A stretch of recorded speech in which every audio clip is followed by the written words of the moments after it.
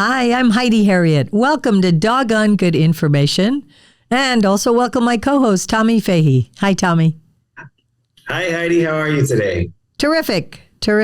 My birthday was yesterday, and I'm a low-key birthday person. I don't need the week or the month off or anything like that.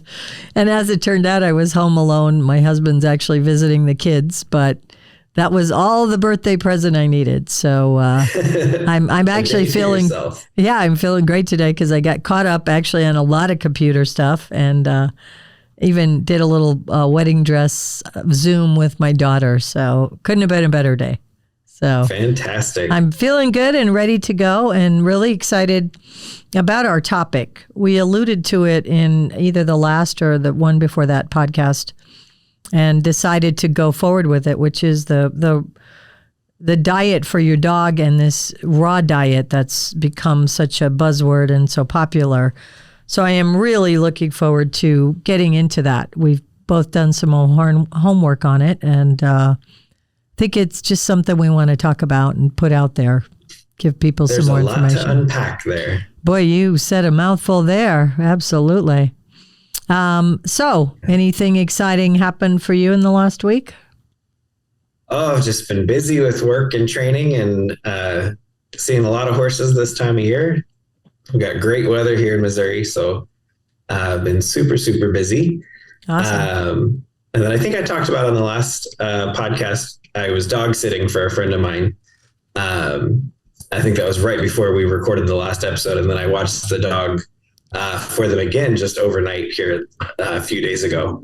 And it's really funny to watch the interactions between the two dogs. I have Jimmy Dean, the Jack Russell. I talk about him all the time, of course. And then they have Dylan, who's a kind of a mixed breed, maybe 20-pound or so little female dog. She's a little bit bigger than him, but it's so funny. They get along really well, but they also just ignore each other. Oh, yeah. They're just doing their own thing. So they're a really fun dynamic. But it puts into play all of the sort of trainer tips that we talk about on this podcast and sort of test my ability for care and management. Everything from letting them out in the backyard, making sure they don't just rush out the door. I've talked about having a skunk in my backyard before, so I got to check the backyard, make sure there's no skunks going on. And then also feeding, like what we're going to talk about on the episode today, but they have different diets. They're on different foods. So I have to keep them separate when they eat and make sure that they both finish their ration. And then, so it's kind of fun to put into practice all of the things that you and I get to talk about. Yeah, for sure. I'm dog sitting as well, a little 3-pound Maltese. Who's a little princess. She's tiny. Oh, and my dog, a Trooper, is only 6-7 pounds. She's half his size. But the same thing, he kind of pays attention to her and he doesn't, And she's very vocal and opinionated. She's a doll. But she's just, likes to bark. And I quit. And she stops. And she looks at me like, wait a minute. They don't tell me not to bark. I'm allowed to bark. I'm like, not my house. You're not. Who's in charge here? Yeah. But they didn't tell you? She's pretty cute. Yeah. So I came across a story this week that I just thought was so funny. I get these dog alerts and a lot of scary and sad stories about, either hoarders who get caught with animals and they haven't taken care of them. And then, aggressive animals. And then just, you like to see the good stories. Well, this is kind of an interesting story. So a mayor in a small town in France is requiring dogs to have passports. And what that means is their DNA gets traced and they carry this card so that because he was very frustrated with the lack of picking up poop in his little town. So the DNA, I don't know who's going to fund this, but when they pick up the poop, they can actually get into their poop and analyze it and trace it to a particular dog. I think that's hysterical. You're going to get fined. Yeah. So I love it because I absolutely despise that people don't pick up their manure, Yeah. Take responsibility. You might find this interesting, but I'm using a dog park regularly at this point. And I'm not a fan of dog parks, and I worry about the parasite and all that. But I'm at a campground. I'm doing a freelance job down in Sarasota, Florida. And part of it is I park at a beautiful campground. You're not allowed to have your dogs off a leash. I mean, they're really serious about it. And again, I'm really okay with that because I don't want, there are people there with dogs that worry me a bit and, oh, well, he's really friendly, the whole thing. So I'm fine that they have to keep their dog on a leash. But I have Otis, who's my other dog, who's 3 years old, who came from the hoarding situation. So I am a dog trainer and I could have done better with this, but I got busy and my yard is fenced in. So Otis doesn't go poop on the leash and you can wait him out, all that kind of thing. But I'm just checked on time right now.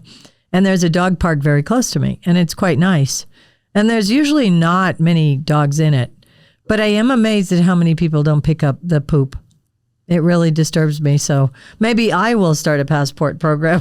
We will be pulling DNA from people's dogs so we can analyze the poo. But I thought that story in France was funny. I mean, I completely appreciate it. I don't see how he pulls it off, but I'm going to have to follow that. I don't know where the funding's coming from, but it might make people take responsibility for the pets that they have. Yeah, maybe it's kind of a funny enough or, story that people will take notice and say, well, maybe I should. I will say at the campground, one of the things I see, and this surprised me because I'm usually not out in these scenarios with my dogs. I avoid that kind of thing. Yeah. Like walking in busy areas or that, but I have to at this point. And it is good for Otis, the big dog. Trooper could care less, but they send the kids or the tweeners with the dog. And you could just see it like, hey, Joey, take the dog out. We got to take the dog out. Because, again, you got to walk the dog. You can't put him in your backyard loose. Well, the kids aren't real keen to pick up the poop. So I've seen that in the dog park a few times.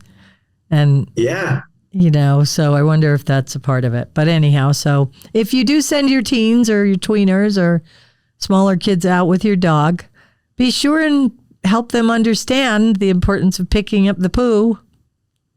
Because that is a big deal. I hate dog poo laying around. Deal. Yeah. So, all right. Well, Tommy, let's just get right into this because I'm excited about this topic and I know we've got a pretty good amount of information. So there's a lot of ground to cover. Yeah. I'm Heidi Harriet. This is Tommy Fahey with some doggone good information. And we will be talking about particularly the raw diets, but your dog food and what you feed them. So, Tommy, I will let you get us started on this. Yeah, so let's start with a little history of the dog food industry and kind of where it came from and, Great. Put a little definition on what we're talking about. So the commercial dog food industry has been around actually since the 1860s. So there was it's called Spratt's Dog Cake, and it was kind of the original milk bone. So way back in the 1860s, there was a guy that came up with this idea to make a little dog food that was portable and, shelf stable kind of situation. So all the way back, more than 100 and how many years ago is that? Couple hundred, a little over 150 years ago. So then we move up to the 1900s and we got companies like Purina that started producing other commercial dog food diets. Yeah. A lot of these were wet foods. They weren't what we think of as the dry kibble today. Was Purina one of the forerunners in this? Yes. They're one of the early companies that came up with it. So there was a lot of the canned dog food type of diet.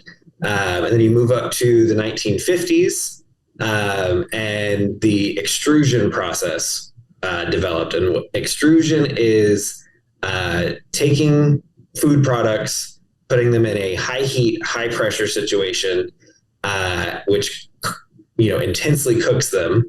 And then they're formed into what we know today as modern dry kibble. Okay. So that was back into the 1950s. Then we get up to about the 1980s, and Hills, which is now Hills Science Diet, came up with the idea of ailment-specific diets. So for dogs that had kidney issues or liver issues, those were kind of the original ones. And that started back in the 80s. Now, modern times, we have a diet for everything. Yes. Depending on what pet store you go to or what vet clinic you walk into. I know from working in the vet clinic, we had the Hills products for a long time, which there were kidney diets, liver diets, limited ingredient foods for dogs with food allergies. Yeah. That's a huge thing these days. There were, weight balanced diets, like lower calorie, high fiber diets. And that was for dogs and cats. Then you go into the pet store side of things, where it's not a prescription diet. It's just general commercial diets. And oh my goodness, there are a million bagged dog foods to choose from. Yeah. Every shape, size, color. I think it's Royal Canin has breed specific dog foods. Wow. So you can go in and look down the aisleway, and they have the Jack Russell Terrier diet, and they have the Rottweiler diet, and they're looking at actual breed specific. I don't know how they came up with. Yeah, interesting. That's what I'm thinking. Breed. Yeah. I'd have to do a little more research into that, but and then you've got the more organic or wholesome, holistic sort of diets that are marketed that way. So there's just a million things to sort through when you're looking at dog food diets.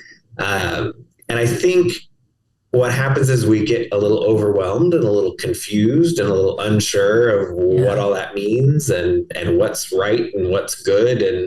And then now we have all of these sort of modern fad things, which one of the big ones we want to talk about is the raw food diet. Yeah. And where did that come from and why is it such a big deal? Yeah, boy, that's a lot of great information and the genesis of how we got here. I'm thinking back when I was a kid, well, we had so many animals, but my parents used a basic kibble dog food. We had, my mom had a group of performing dogs. So she used a kibble dog food and then some wet food and a little bit of warm water and made a mix for them. And that sufficed. And I still do something similar today. Old habits die hard. Our animals lived long lives and, yeah, it's working for you. I always say, you've heard me say many times, I'm a simpleton. I don't overthink it. If these raw diets, one of the things I came across is what came to mind when I was researching this. Why are people doing it? Is it because they're unhappy with the diet they have for their dog? Is their dog not have a good manure, or is it something wrong with that? Is their coat not in good shape? Are they not active enough? Are they overweight? Is there excuse me, some reason that they're doing it, or is it just being kind of put out there and marketed so heavily, which it is crazy? Yeah. That you're like, well, I don't want to miss out. This is good for my dog. That's the next best thing for my dog. And of course, we get updates in science and best practices, so this could be the right thing. I just think there's so much that comes along with it. So I kind of broke it down into the pros and cons of, and questioning. And I'd love to hear from listeners why, if you are doing it, what's the reason for doing it? Why did you switch completely, or did you create a hybrid, program, which I could almost see a little bit of raw diet with kibble. But I think the number one thing that I'm reading from the American Veterinary Medical Association, National Institute of Health, Canadian Veterinary Medical Association, is the concern about the E. coli and salmonella. Mm-hmm. So animals tolerate it, right? So the animal might not get sick from something like that. They could go out and find a deer and start munching on it, and maybe they wouldn't get sick. But their feces and everybody who comes in contact with it, if you're picking it up in the yard and you don't dispose of it properly, and then, or they walk through it, their little pads get on it, And so now they're starting to spread this, and it can get spread. So there's a big concern about what it can do to contaminate the household. And Absolutely, I would say that normally that would be like, well, what are the odds? I got salmonella from feral cats exactly that way. I never touched the cats, but they climbed all over everything. And there was one giant, there were 30 cats or so. Somebody thought they were doing something good, so more cats kept coming. The other cats told their buddies, "Hey, they're feeding us over here. We got a good thing." Yeah, we had all Florida sand. They had a giant litter box. Well, they jumped up on all the cans, and I was in the hospital for a week. I was really sick, and I think I told you this story. The first thing they asked had I eaten at the Chinese buffet. That was the first question they asked me I thought I had E. coli. I was totally, not that salmonella is good either, but I was really afraid. But so I think that's a very legitimate concern. And some of the other things that came up, it can be expensive. And are you doing it because you feel guilt? Are you guilted into it? And if you have a family, kids, spouse, other people living in your house, are you taking a budget from them to buy this more expensive food? And what do you hope to gain out of it? Again, is there something your dog is missing? But the biggest thing in all of this is you and your vet should really, this should be something you run by a professional. This is a big change to undertake. So, a quick vet consult would probably be less than your first month of food by far. For sure, yeah. And, some of these diets are extremely expensive. That would prohibit me. I mean, I'll do whatever I need to for my animals, but I have not been convinced over the years that, more expensive is better. I do my homework on it. I'm a Purina person. And part of the reason is, and that's why I asked you about Purina, we traveled. I'm a third generation. So our family's been traveling with animals back, many, many years. And it was the consistent food we could get for our animals throughout the country. Because in a lot of places, they were milling their own food, especially horse food, right? You didn't go buy packaged food as easily. We didn't have Tractor Supply. Yeah, there's no standard. Yeah, and my parents fed Purina, and it's actually, I tried a few different things for the big dog, and it's working very well, and it's a moderate price point, and I'm quite happy with it. My little dog gets itchy with so many things. I've not experienced this before, my multi-poo. So I find Rachel Ray Nutrish is the magic bullet for him. So it's a little, yeah, it is. It's a little annoying because I have to have 2 bags of food, and it's against my protocols. But so that works for him. And I don't know for sure that the Purina cause an itching problem. But I'm just trying to, you just pull one thing away and see how it works. Exactly. But yeah. He has had itching problems with food, which is a new thing to me. So. It's a really, really common thing in the veterinary world. Food allergies are probably, especially with the popularity of the poodle crosses, the doodles. Well, yeah. They have a lot of issues with that. And it's kind of a joke in the veterinary world. Little white, small, fluffy dogs, white dogs specifically, seem to be more prone to these issues. They seem to be a lot more sensitive. Yeah. So, and he is a cross too, multi-poo. Right. Yeah. And I don't know if it's the coloration of the skin, the lack of pigment maybe causes them to be more hypersensitive or get more inflammation, that kind of thing. I'm not sure what it is. Yeah. But it's pretty common. Oh, interesting. Which is a big part of why some of these veterinary diets have been developed where they're limited ingredient. Yes. And I do appreciate that. Again, we've got more technology now. And and part of what they're doing with the limited ingredient is they're limiting some of the fillers. So fillers meaning the cheaper grain products and fiber products, starches, that kind of thing. And then the other, what they're looking at is the protein in the food. Right. So a lot of times you're going to look at Is it a chicken-based product, or is it a beef-based product, or is it a fish-based product? Right. And so you can switch. Sometimes it doesn't have to be limited ingredient so much as looking at the main ingredient and switching away from that. So you may look at that in the what ingredient is actually in the variety of food that you are using. And if it's a chicken product, try something that's maybe a beef product or maybe a fish-based product. Yeah, that's interesting.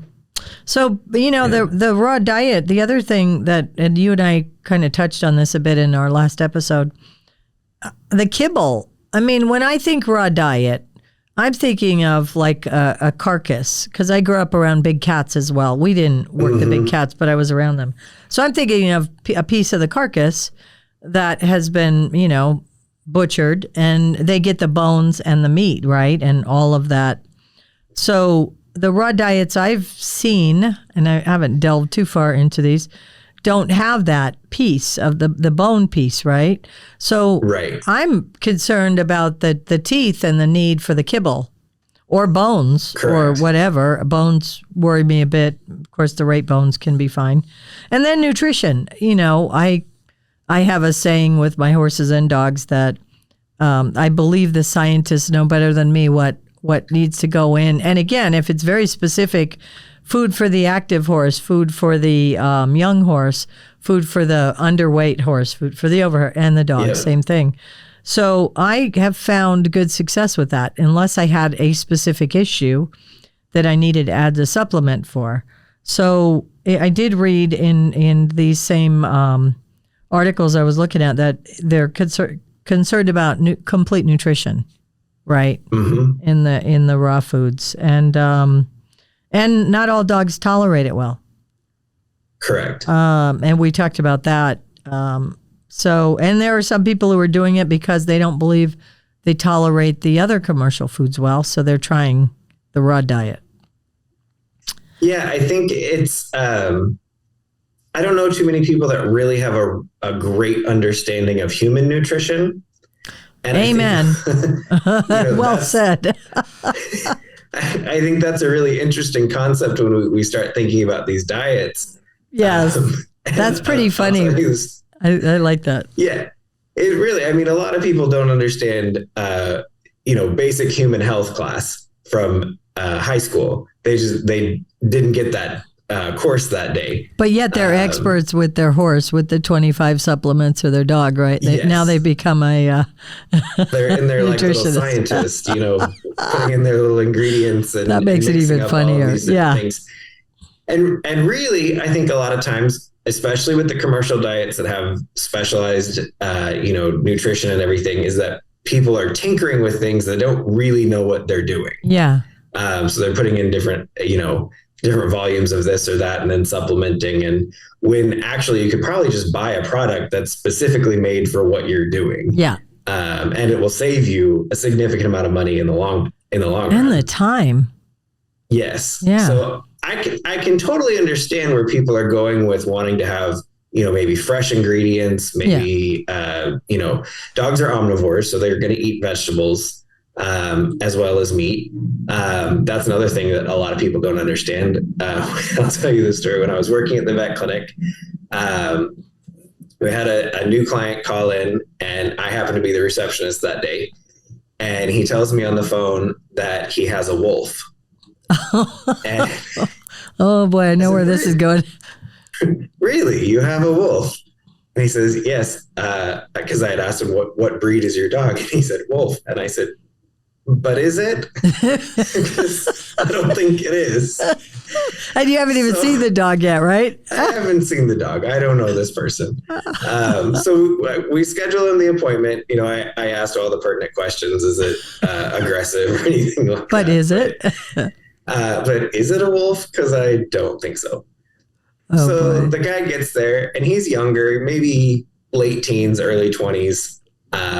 First time into the clinic, and on the day of his appointment, I happened to be the technician working with the vet. So I also did his intake and new paperwork and all of that. So I'm in talking with him, and I'm asking him, about how long he's had the dog and the wolf. Yeah. How long has he had his wolf? The dog was basically a husky cross of some kind. Mm-hmm. And then I always ask, what are you feeding? And he said, oh, raw beef. Oh. And I said, really? How's that going for you? Well, he's got terrible diarrhea. I said, have you considered maybe switching to a dry kibble, a commercial diet? We were at the time, I think we were recommending Hill's Science diet. And he said, no. This is a wolf. I have to feed him what he would eat in the wild. I have to feed him this raw diet of raw beef. Oh my God. And I thought, this kid has no idea what a wild dog would eat, in a real natural circumstance. What would they actually eat? Yeah. It's not just raw beef that they're not walking into the grocery store picking up, pre-butchered beef. Yeah. Yeah. And eating that. No. So I think that's maybe a little extreme on the misunderstanding nutrition scale. But it's funny how many times that kind of thing happens. I know it. We have this sort of Disney-fied idea of how animals function in the wild, or what is actually natural for them. Yeah. Which goes to another point, is that most domesticated animals, most pets, are overweight. So what we think we're feeding them, what we think we're doing to be healthy, we're actually making them severely obese.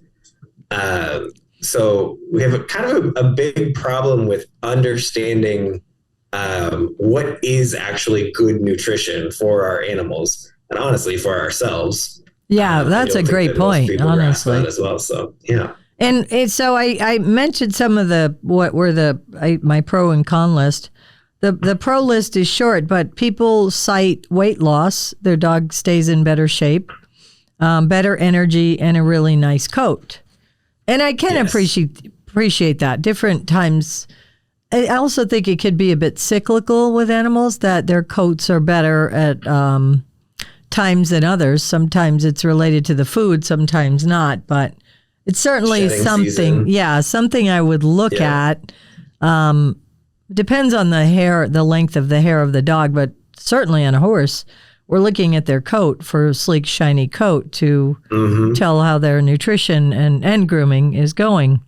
So the wolf story is perfect because this is a bit over my head, I will be honest. But in one of the articles I was reading about is phenotype, and genotypes, right? That people say we have wolves. They descended from the wolves, right? But the, I thought I had the source of this, was that there are, they concluded that the genetic differences, the genomes, there are 10 which play a critical role that are completely different in the wolves and domestic dogs. That play a role in starch digestion and fat metabolism. Yes. So, and what the article had said earlier in the article, as our dogs have become domesticated, nature is amazing because it has created different scenarios which actually show up when they check these type of things, that they've pivoted, they've altered, so to allow them to. So that's, again, I think the average person maybe doesn't truly understand domestication of animals. Yeah. Specifically dogs. We didn't domesticate them yesterday. This has been ongoing for thousands of years. Right. Correct. And I think there's maybe a misconception that it's happened much quicker. No, the separation from our domesticated dogs from the wolves was thousands of years ago. We've had domesticated dogs for a very long time. Yeah. So they've learned and acclimated and become accustomed to living amongst the people. And, up until we talked about the history of the commercial dog food industry, but before that, they were eating scraps and things that were offered by the humans in their communities. So they're not out hunting a wild deer or scavenging for, dead carcasses and that kind of thing. Well, right. Yeah, exactly. And apparently, like these wild diets, what does that mean? Is it domestic or wild meat? Yeah. Like what the raw diets? Do you know if they're made up more of one than the other? Or so that becomes a question of what's accessible. So if you're like me in Southwest Missouri, I'm not going to be able to get exotic meats just readily available at my local store. So even some of the processed dog foods are harder to come by. There are a lot of what they call exotic proteins. So again, you're going into that limited ingredient type of food where you're trying to maybe curb some inflammation, some skin issues, some ear infections, anal gland issues. So there's a lot of maybe they're using rabbit or they're using lamb or they're using something that we don't have as commonly here in the Midwest. So is it exotic, meaning is it from Africa? No. Yeah. It's just a little less common, I would say. We go through that with legislation. Define exotic. Yeah, exactly. So I wonder if they get gator bites in Florida. Maybe, yeah. I wonder if that is part of the raw diet in Florida. It is for the people. For sure, yeah. Interesting. So I think this is a good time to talk about definitions of what are we talking about when it comes to animal nutrition and who regulates this? What is this? What are we talking about? So we have AAFCO. Yes, which is the Association of American Feed Control Officials. Mm-hmm. So you can find their website. It's aafco.org. And what is this? This is a nonprofit organization made up of experts in the field of nutrition. And they advise our state and national legislatures on regulating this industry. Yeah. They are setting the standard for how we talk about commercial animal nutrition. So they do three things. They have unified ingredient definitions. So when you look at the actual ingredient label on a commercial dog food, there are specific definitions to what is written there. Yeah. So if it says byproduct or meal or things like that, there are definitions that AAFCO has developed for that. They also have set label standards, meaning when you buy that commercial dog food, there is a standard label that has to be put on every single bag. And it has a lot of different things that are involved that are regulated, but the address of the manufacturer, the list of ingredients, and then for different diets, it's going to change a little bit, but the minimum and maximum proteins, things like that, you're going to see all of that regulated. That comes from AAFCO. And then the last thing they provide is laboratory guidance. So they are setting the industry standard when it comes to the laboratories that are testing these ingredients and testing these feeds and testing all of the processes that go into this. So they're the overall governing body, more or less, that sets the standard in this industry. Yeah. So their website has just an extensive amount of information. I agree. I went there independent of you saying that. I was also on that and found that to be helpful. One of the things I thought was interesting, I came across this, Hill's Science Diet. Is it AAFCO approved? And Hill's suggests to consumers that that AAFCO verifies pet foods are complete and balanced. It's not true. They do not verify that. They don't have regulatory authority. To your point, the labels and that type of thing, but the food itself is not like approved. That's a marketing ploy. So they got their wrist slapped for that one. Yeah. AAFCO itself does not approve or endorse or anything when it comes to that. Right. What they do is they set the standard that every other company has to fall under. The consistent labeling and such. Yeah. Yeah. And they set those recommendations that then the state and national level puts into their regulations when it comes to these labels. I'm curious how many people actually read the label.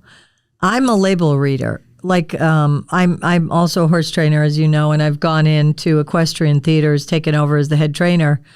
And the first thing I do is look at what the horses are eating. I got to one place and the horses were on a corn, the feed had a lot of corn and the horses were all pretty hot and feisty, Arabians. I was like, I'm not a vet, so I got the vet in. I had my thought about it, but the vet said the same thing, so I was on the right track. But I'm a label reader with my horses and dogs, like how much are they supposed to get? And so I think people might be missing a resource right there, you know. Especially if you get a different food, it might be a different, if your dog is going on a diet or your dog has some problem and you've changed food, be sure and read the recommendation because it might not be the same cupful or whatever it was you were using. So be mindful of that. Yeah. We compare this in kind of apples to oranges when you're looking at the different kinds of dog foods. And not only from maybe if you switch brands, but even a variety within the same within the brand, absolutely, yeah. Yeah, you have to look. They're all they're all formulated for specific reasons. Absolutely. So I have my dog on a high fiber, low calorie food, and the reason I did that is that one, it doesn't have corn in it. He's allergic to corn, so I went with that particular kind. And then two, the high fiber bulks up his bowel movements. So it expresses his anal glands because he has an anal gland issue. Oh, somehow I thought that was coming. Yeah. Yeah. But that's important. It's important. Not to get too graphic, but it takes care of those issues. Good. But if I buy the same brand and the label looks very similar, and in fact, they have similar colors on some of the packaging, I have to really be careful which one I purchase. Yeah. Because it can be very similar looking, but actually their ingredients are completely different. And maybe it has higher caloric density, so more calories per pound. Yeah. Or maybe it's a lot lower fiber, or maybe a lot higher protein. It can change all kinds of different things just going from one variety of food to a different. So it's not just he gets one cup of kibble.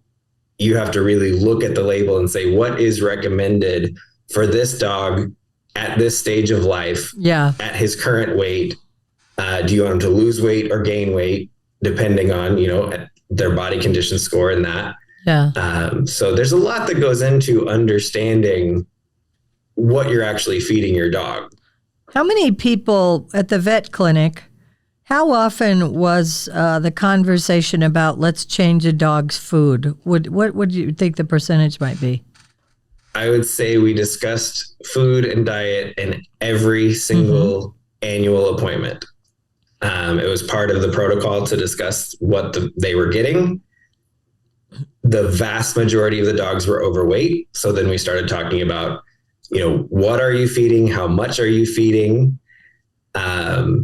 So pretty much anything that wasn't an acute injury or illness, probably there was a discussion of diet. Well, how often do you think the food may have changed? Like the type of food or that how often was that indicated if you had an idea? Probably not terribly often the type of food, more the volume. The volume, that's what I'm thinking, yeah. Right. Yeah, we were given 1 cup measuring cups from Hill's Science Diet it was just freebies that they would give away. And that was something that was included in about every annual visit was here's an actual measuring cup. Because what happens is I think of the horse feed, the old coffee can. Oh, well, I give him 1 coffee can of this. 1 can of feed. You say, I give him 1 scoop of that. Well, what is a scoop? Right. Define and then you go feed their horses for them, and there's 5 cans and 4 scoops. And it's exactly. like, okay, I wonder which one. They're all different sizes. You never know what they're doing. My dog food is a little bit like that, but I now have a consistent cup because my husband feeds a lot. Yeah. With this job I have, so I've made it more consistent. So it's not necessarily about having an exact measurement as much as knowing the consistency of that measurement. Yeah. Are you giving more? And even person to person in the family, when I give a cup, am I measuring to the line, or am I overflowing it? Yeah. Or am I underfilling it by a little bit? So a lot of nuances there. There's a lot of discussions of that. And then the biggest thing that we had issues with overweight animals was that people forget that when they're giving table scraps or they're giving treat, or they walk to the refrigerator and get a slice of cheese, and so they give the dog a slice of cheese. Well, you have to remember that all factors in. Yeah. So I'm 200 pounds. My dog is 15 pounds. One slice of cheese to me, not so big of a deal. An entire slice of cheese to Jimmy Dean, that is more than his calories needed for most of the day. Yes, absolutely. So the percentage of their weight you have to kind of consider when you're feeding that. So oftentimes we would recommend, doing, instead of giving commercial treats or high fat cheeses or peanut butter or, things like that, it was give frozen vegetables.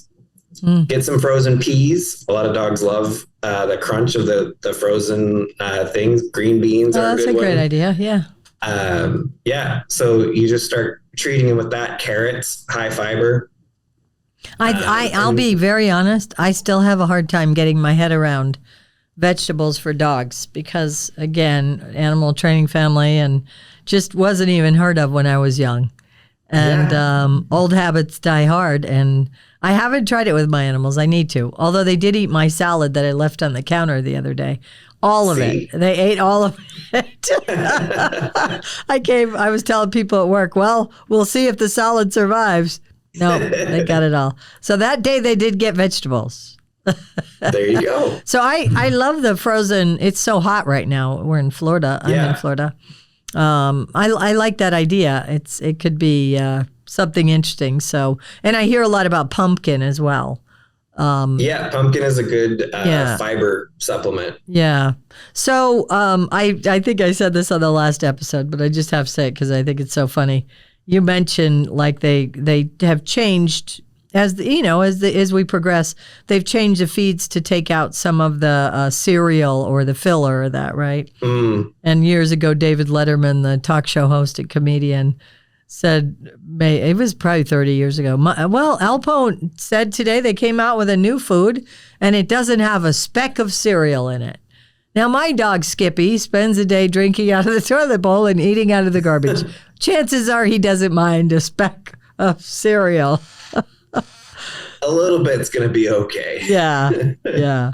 So back to the raw diet. What's your wrap up on that? What do you? So I think what most people think of as the raw diet, I think they're thinking of raw meat products. Yeah, I would agree. And that is just asking for a world of problems with food contamination, with food storage, and with price. I mean, meat is expensive. Yeah.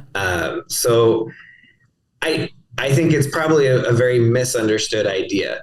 Now, adding vegetables into their diet, you have your dry kibble as your base, and then add in some other variety things when you have them on hand, great.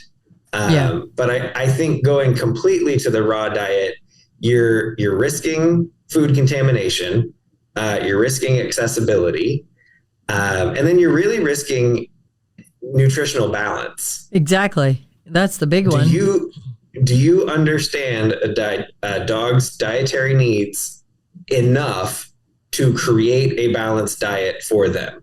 Yeah. And I'm sure I don't, and I have a degree in animal science. So if I don't, I'm sure the average person who hasn't studied this probably doesn't understand it very well either. Yeah. I think you need to meet with your vet and, just make that appointment and one, go in there armed with the information about why you feel a change is in order. What are you trying to accomplish? Is it just you saw the raw diet and said, oh, my dog would love that? Well, he may love it, but he doesn't necessarily need it, and it may not be the best thing for him. We get much too emotional. One of the last things I wrote down is,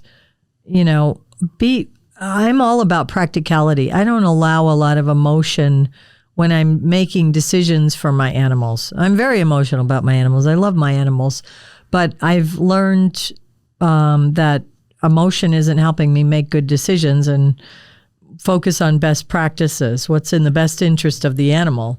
So this raw diet, I got an email from an organization that's doing trainings for online trainings, and I shared it with you. And right out of the gate, it was disease-ridden meat, decomposed carcasses, tumorous meat. It's like scare tactic.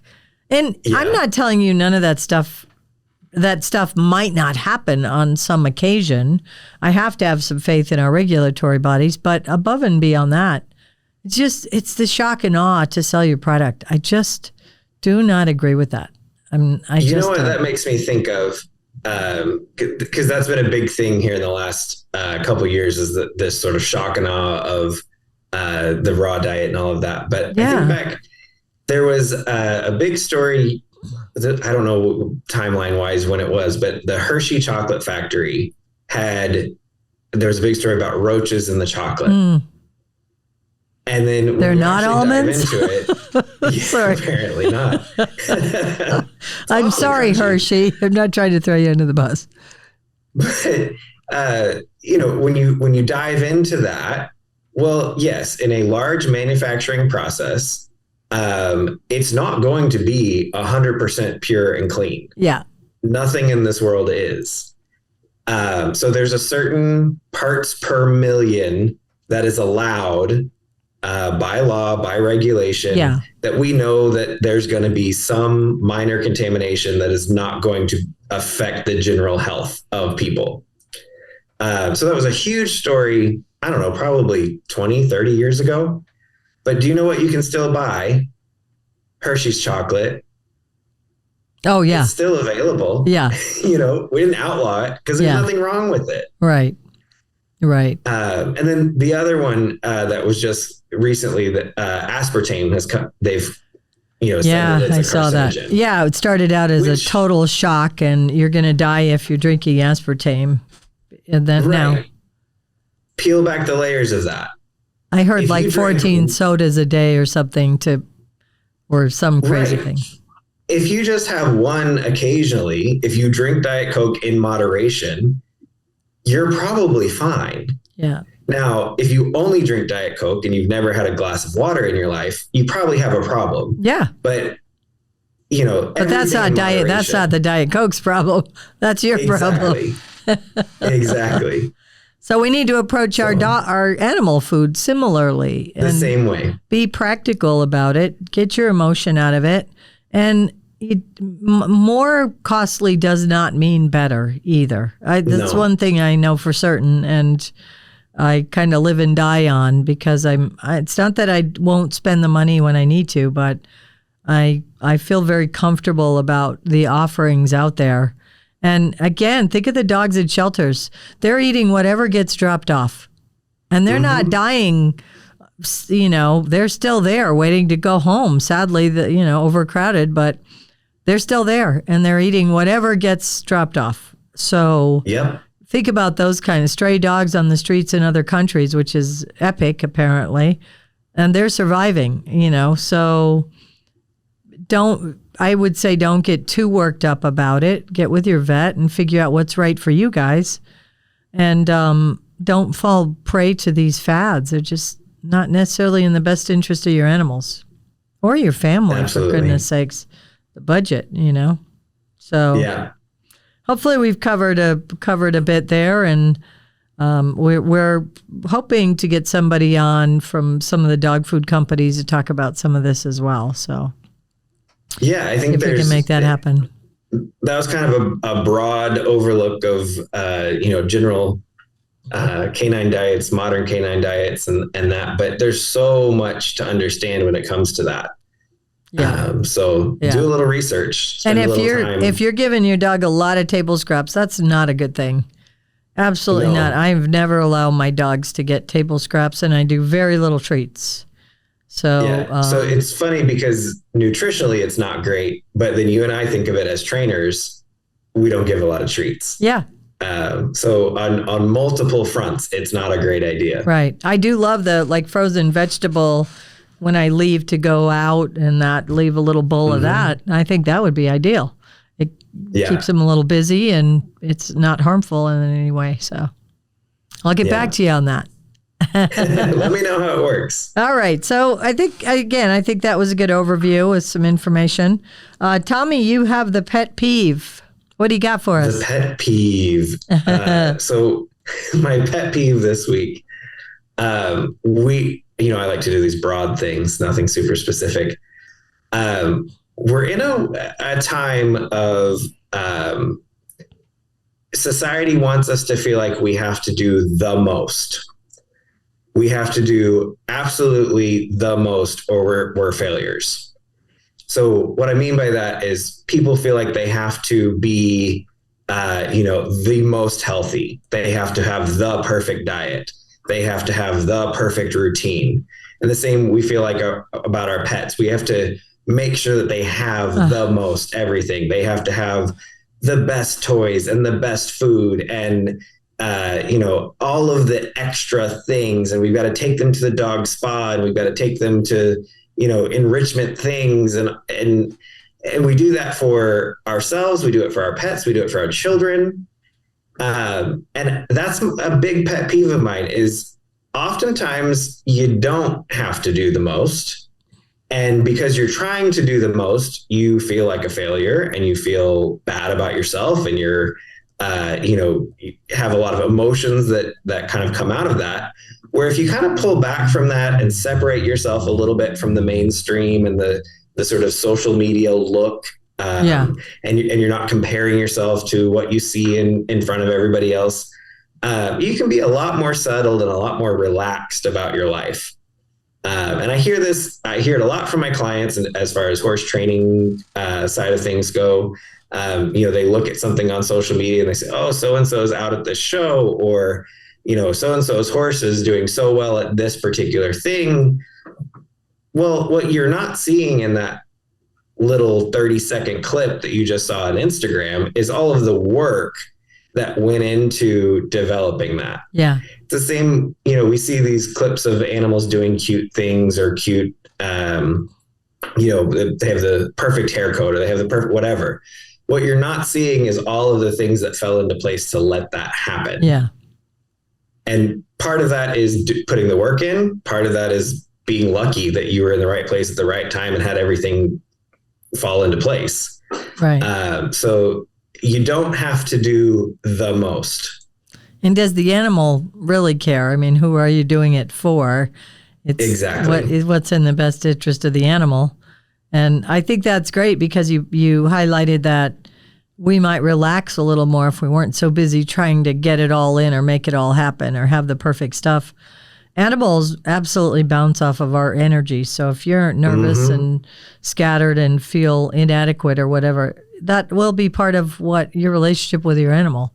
So to relax and just, spend some time with your animal, just like same thing with your family, it will benefit you in much greater ways than all of the other. So, yeah. Yeah. It does not have to be perfect all the time. Yeah. You don't have to do the most. Frankly, it probably won't be. People on social media don't want to own that, but that's the truth, right?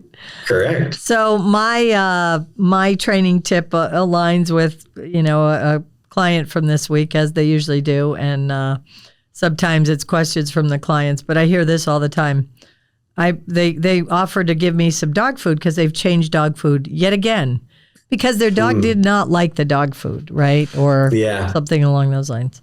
I don't subscribe to that. I subscribe to the, like our parents, like, you're going to eat it or you're going to go hungry kind of thing. And by night 3, you're probably going to eat. So I certainly am mindful because our animals can't speak to us. But as the steward of the animal, I am not going to allow them to just keep being picky and not, I don't like that. I don't like this. And so I'm watching a dog right now, and it's a picky eater. And as the dog was being dropped off, she said, he's a picky eater. And I said, and I know the person and great kids and very matter-of-fact people. And I said, so did you do this for your children when they were growing up? Did you just offer them anything, whatever they wanted? And she was like, you're being a brat. It was like, because she realized that what she's doing for the dog is different. So, think about that. It's not helping your dog necessarily. She's eating fine for me, by the way. I just put the food there and said, here it is. And I hear her munching over there. But I think we get a little wrapped up in that. I hear it from clients all the time that I got to change food. My dog won't eat it. I was like, they might. And I put a little wet dog food, a little gravy with a chunk of meat. I like that as opposed to just the harder wet stuff. I put a little bit of that on there. And just something to entice them. Yeah. And but if I don't do it, they still eat. They still eat their dry food. So just a training tip that just recognize when you're kind of turning back somersaults to make things happen. You relax, say, here it is, be matter of fact. They're going to eat. At some point, they're going to eat. Yeah. Very, very seldom's the animal I've ever come across that just absolutely refuses. So there you go. That's a training tip. All right, Tommy. Well, thank you as always for joining me in this conversation. And if you're listening, please let us know what your thoughts are. If you're going down this road with the raw diet, or whatever your experience is, it would be really interesting and helpful to share that with others. So on our Facebook page, Animal Tales, Heidi Harriet's Animal Tales, let us know. And this is also on YouTube as a video. You get to watch us. So I hope you have enjoyed it. Please share it. Please subscribe and rate and review the podcast. And I hope you'll join Tommy and I next time for more doggone good information.